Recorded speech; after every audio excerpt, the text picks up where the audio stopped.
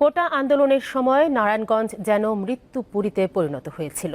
ধ্বংস করা হয় সরকারি বেসরকারি বহু স্থাপনা, পুড়িয়ে দেয়া হয় বহু যানবাহন। কোটা সংস্কার আন্দোলনের নামে নারায়ণগঞ্জ শহরে চালানো হয় হামলা, ভাঙচুর, লুটপাট ও অগ্নিসংযোগ।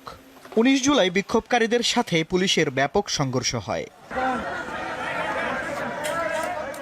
এক পর্যায়ে জালকুড়ি এলাকায় শিল্প পুলিশকে পানি পান করান এসবি স্টাইল কম্পোজিট নামের পোশাক কারখানার শ্রমিকরা।